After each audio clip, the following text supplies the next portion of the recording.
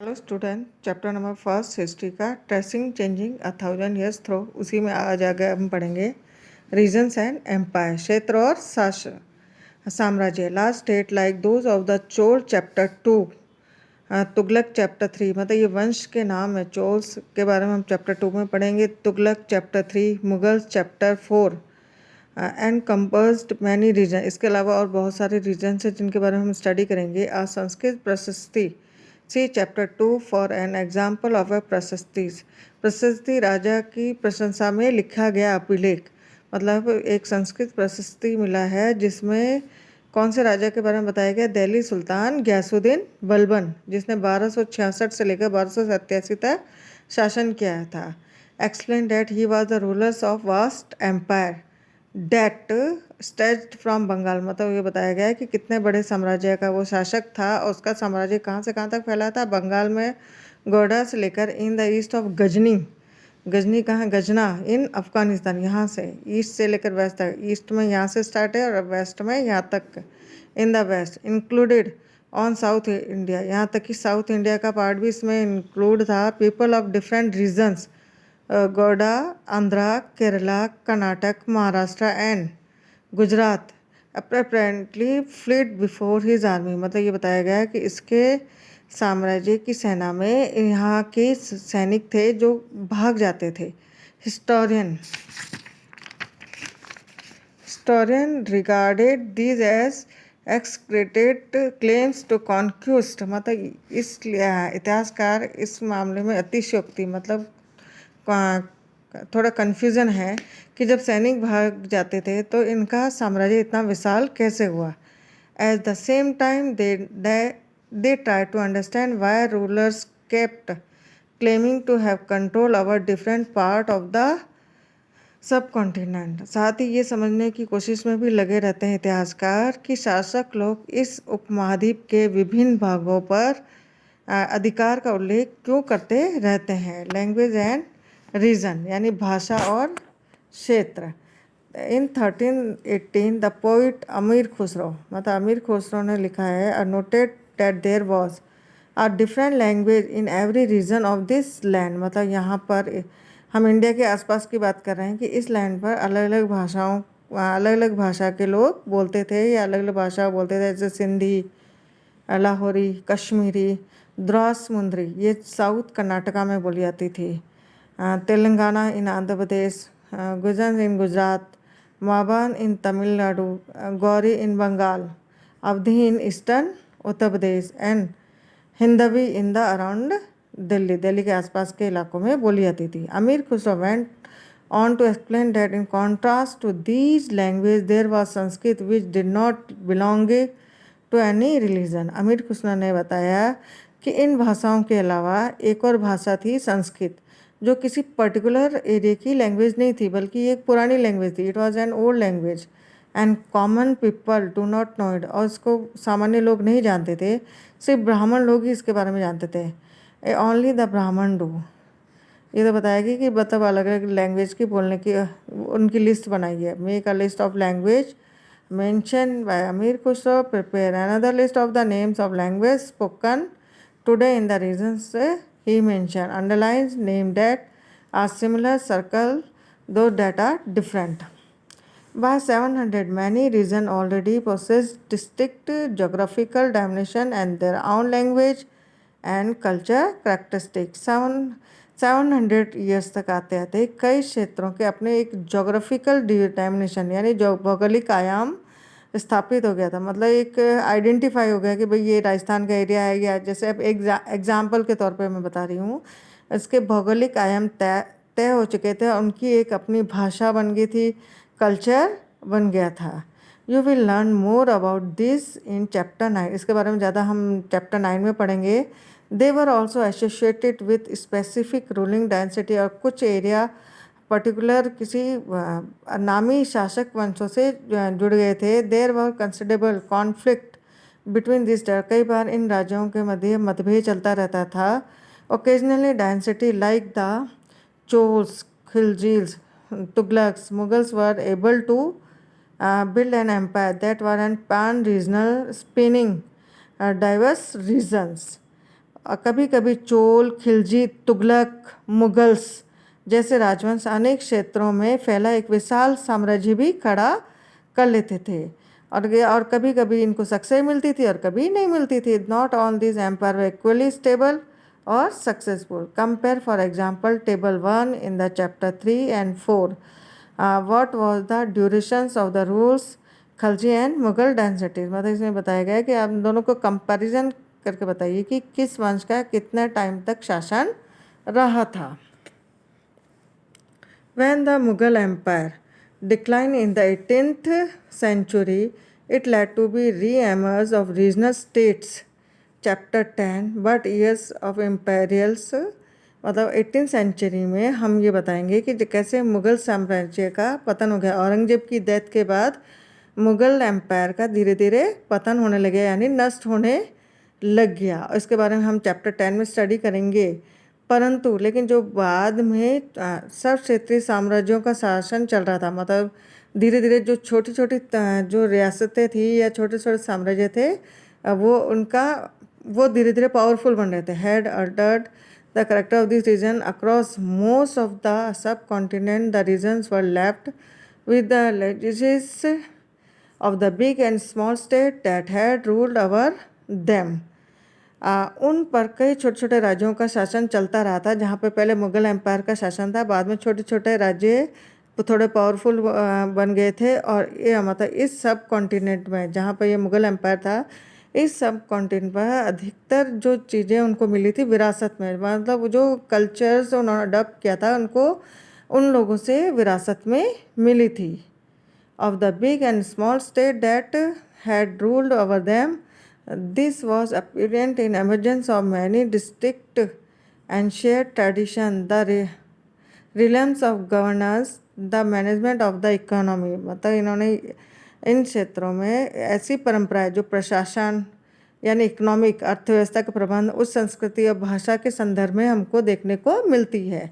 इन्होंने जो पहले जो शासन करते थे, पहले जो जिन वंश का शासन था उनसे विरासत में गेन की थी। Through the 1000 years between 700 and 715, the character of different region did not grow in isolation। 700 से लेकर 750 के बीच 1000 वर्षों में इन विभिन्न क्षेत्रों की प्रकृति एक दूसरे से कटकर अलग अलग नहीं पनपी थी। मतलब इन टाइम पीरियड में इन शहरों में, इन रीजन्स में जो डेवलपमेंट हुआ अलग अलग नहीं हुआ, एक कॉमन रूप में हुआ। This region felt the impact of larger pan-region forces of integration without ever quite losing their distinctiveness। और हालांकि उनकी जो सबकी अपनी एक विशेषताएं थी, मगर जो इनके बीच में जो कॉम्बिनेशन था, इंटीग्रेशंस था, उसका प्रभाव भी उन पर पड़ा था, मतलब इनके कल्चर पर पड़ा था। ओल्ड एंड न्यू रीजन, पुराने और नए धर्म। The 1000 years of history that we exploring witness major development in religious tradition। इतिहास के जिन 1000 वर्षों की हम बात कर रहे हैं, इनके दौरान यहाँ पर कई रिलीजियस ट्रेडिशन यानी धार्मिक परिवर्तनों में भी अंतर आए हैं, मतलब धार्मिक क्षेत्रों में भी अंतर आए। People believe in the divine was sometime deeply personal. कई बार दैविक तत्व में लोगों की आस्था बिल्कुल ही व्यक्ति, मतलब किसी की पर्सनल स्तर पर भी थी, कोई कॉमन रूप में भी थी, मतलब but more usually it was collective belief in supernatural agency. Religion was often closely connected with the social and economic organisation of local communities के। मतलब पहले धर्म किसी का पर्सनल मैटर होता था, लेकिन बाद में सामूहिक आस्था का रूप सामूहिक भी होने लगा, कलेक्टिव रूप में होने लगा।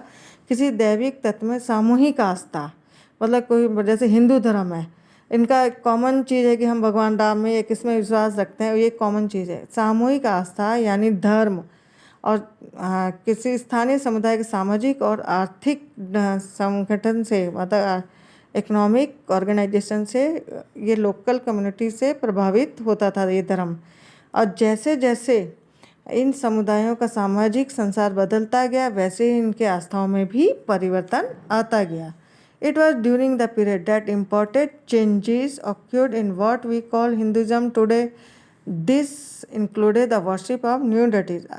डेटीज। आज हम जिसे हिंदू धर्म कहते हैं, और इसमें भी बहुत से परिवर्तन आए, बदलाव आए, और इनमें नए परिवर्तन ये थे कि हम कुछ नए देवी देवताओं को पूजने लगे हैं। द कंस्ट्रक्शंस और temple by loyalties and growing importance of Brahmans, और कुछ नए मंदिरों का निर्माण हुआ, समाज में ब्राह्मणों को उच्च स्थान मिलने लगा। द प्रीस्ट डोमिनेट ग्रुप्स और इन अ सोसाइटी, मतलब इनको एक सम्मानजनक पद मिलने लगा। Their knowledge of Sanskrit text earned the Brahmana a lot of respect in the society, और संस्कृत की जो उनकी नॉलेज के कारण इनको समाज में एक अच्छा स्थान मिला। Their dominate position was consolidated by the support of their patterns, इस कारण इनको कई राजाओं के द्वारा संरक्षण भी दिया गया, यानी उनको मदद की गई। New rulers searching for Prestige.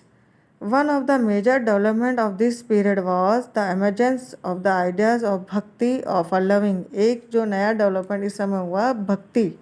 भक्ति मतलब भगवान के भक्ति के personality that devoted could reach without the aid of priest and elaborate rituals, मतलब भगवान तक बिना किसी ब्राह्मण या पुजारी की तरह पहुंचा जा सकता था। You will be learning about this and other tradition chapter 8। इनके बारे में हम ज़्यादा चैप्टर 8 में स्टडी करेंगे। ये देखिए पैटर्न, ये साथ साथ में जो साइड में आपकी डेफिनेशन वगैरह होती है उनको लर्न कर लीजिएगा। An influent wealthy individuals who support another person, an artist, a craftsman, a learn man और अ नोबल। पैटर्न मतलब संरक्षण देना, राजाओं के द्वारा इनको मदद दी जाती थी, तो उसी को कहते हैं संरक्षण। इन्फ्लुएंट वेल्दी इंडिविजुअल्स मतलब पर्टिकुलर रूप से किसी व्यक्ति को, जैसे क्राफ्टमैन है उसको, या राजा के द्वारा जो मदद दी जाती थी उसको बोलते थे पैटर्न्स। इसमें चैप्टर पहले में हमने ये मैप देखना भूल गए थे। ये देखिए, ये क्या है कि राजा क्षेत्रों के नाम है जहाँ पर ये शासन फैला हुआ था। ये नंबर दिए गए हैं, आप मैप में देख लीजिएगा कहाँ किस एरिया में कौन सा क्षेत्र फैला हुआ था। ये देखिए, प्रोविंस ऑफ द दिल्ली सल्तनत during Mughal Tughlaq reign according to the Egyptian source Masalik al Absar ए मबालिक ए अमसर और सियाउद्दीन उमरी। ये आपको ऐसे ही पढ़ने के लिए है, लर्न करने के लिए नहीं है। This was also the period van new religions appeared in the sub continent. यही वह समय था, यही था जब इस समय में नया धर्म यहाँ पे सामने आया। Merchants and migrants first brought the teaching of the Holy Quran to India in the 17th century। अब कुरान शरीफ का संदेश भारत में पहले कौन लाए थे? मर्चेंट, व्यापारी, और जो माइग्रेंट एक स्थान से दूसरे स्थान पर जो लोग जाते हैं उसकी शिक्षाओं को इंडिया में 7th सेंचुरी में ये लेकर आए थे कुरान शरीफ की। Muslim regard the Quran as their holy book. Muslim लोग कुरान को अपना पवित्र धर्म ग्रंथ मानते हैं। एक्सेप्ट द सॉजनिटीज ऑफ वन गॉड, और एक गॉड में बिलीव करते हैं, Allah, who is love mercy and bounty embraces all those who believe in him. जो भी व्यक्ति इस धर्म में विश्वास करता है उसको प्यार और सम्मान से ये बांध के रखते हैं, विदाउट रिगार्ड इन सोशल बैकग्राउंड। उसके लिए सोशल बैकग्राउंड मायने नहीं रखता है। Many rulers were patrons of Islam and ulemas, learned theologians and jurists। कई शासकों ने इस्लाम और उसके जो विद्वान होते थे, उलेमा, जैसे इस धर्म को जो पहले जो इस धर्म को मानने वाले जो नेता वगैरह होता था उनको खलीफा वगैरह कहा जाता था। तो इसमें उलेमा और लर्न थियोलॉजिस्ट एंड जूरिस्ट, धर्मशास्त्री और न्यायशास्त्री अर्थात उलेमा को संरक्षण देते थे। And the Hinduism Islam interpreted in a variety of ways bye it's followers. Hindu धर्म की भांति इस्लाम के अनुयायी भी अपने अपने धर्म की अलग अलग तरह से व्याख्या करते थे। There were the Shia Muslim who believed that the prophet Mohammad son in law, prophet Mohammad पैगंबर साहब के जो दामाद थे। कुछ मुस्लिम लीग उनमें उनकी जो व्याख्यान पे या जो वो बातें बताते उसमें बिलीव करते थे। वो लोग कौन से थे? Shia Muslim. Was the ultimate leader of the Muslim community and the Sunni Muslim, और दो दूसरे मुस्लिम थे Sunni Muslim who accepted the authority of the earlier leader, जो पहले से जो लीडर्स थे मुस्लिम लोगों के जिनको खलीफा कहा जाता था उसमें बिलीव करते थे, of the communities and to succeeding खलीफाज। There were Other important differences between the various schools of law, Hanif and Saif, ये मेनली इन इंडिया, मतलब ये जैसे हिंदू धर्म में भी कई धर्म में बटा हुआ, उसी तरह मुस्लिम लोग धर्म भी कई भागों में बटा हुआ है, जिसमें इंडिया में है हनीफी एंड सैफी। ऐसे सिद्धांत है भारत में मुस्लिम धर्म को लेकर। And theology and mastic traditionals, यानी इसको लेकर काफ़ी रहस्यवादी और धर्म सिद्धांतों में आपको अंतर देखने को मिलेगा। Thinking about time and historical period, समय और इतिहास के कालखंडों पर विचार। Historian do not see time just a passing of hours, day and years as a clock और कैलेंडर, मतलब इतिहासकार समय के बारे में ऐसे नहीं बताते जैसे दिन, महीना, सप्ताह ये बीतता जा रहा। Time also reflect changing in social and economic organisation, समय सामाजिक और आर्थिक परिवर्तन के बारे में बताते हैं। In the presence and transformation of ideas and beliefs, the study of time is made somewhat easier by dividing the past into large segment period that possesses shared characteristics। मतलब इतिहासकार ये बताते थे कि किसी टाइम पीरियड में सामाजिक और आर्थिक क्षेत्रों में कैसे परिवर्तन आया है, उसके आधार पर हिस्ट्री को पीरियड्स कालखंडों में बांट दिया जाता था।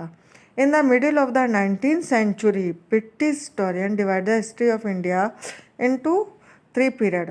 मध्यकाल के समय यानी 19th सेंचुरी के आसपास ब्रिटिश इतिहासकारों ने भारतीय समाज को 3 भागों में बांटा, हिंदू, मुस्लिम और ब्रिटिश। मतलब हिंदू लोगों का, हिंदू शासकों का समय, मुस्लिम शासकों का समय और ब्रिटिश शासकों का समय।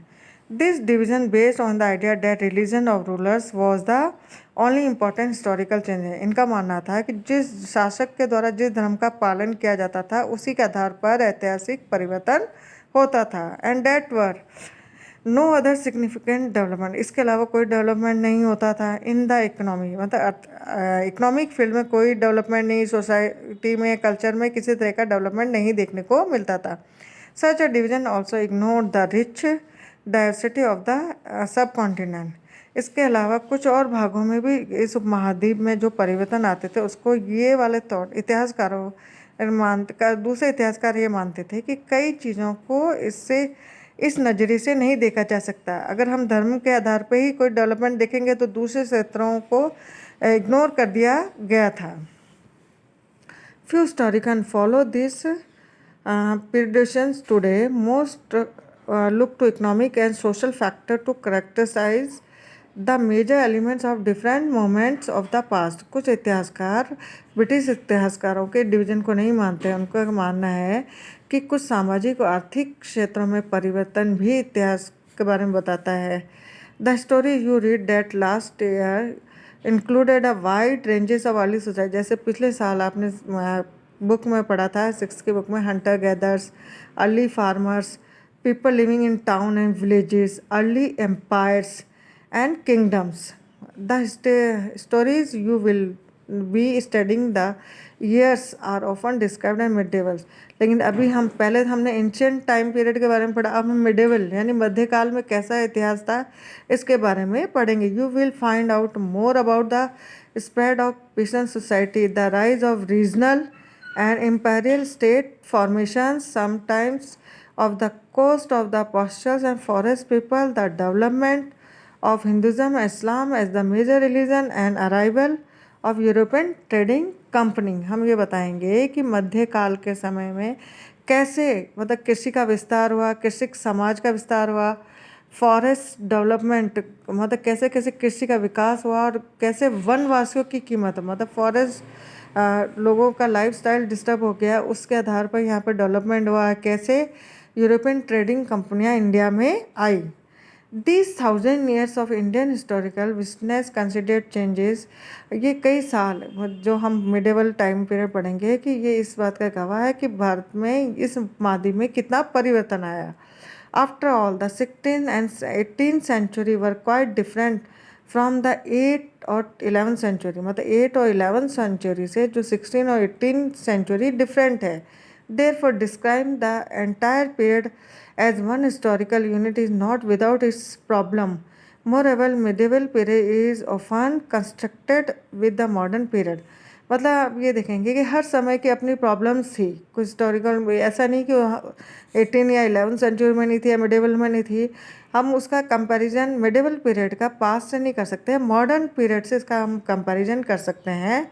मॉडर्निटी यानी आधुनिकता के आधार carries with it a sense of material progress, intellectual advancement, बौद्धिकता के आधार पर इसमें हम कंपैरिजन कर सकते हैं।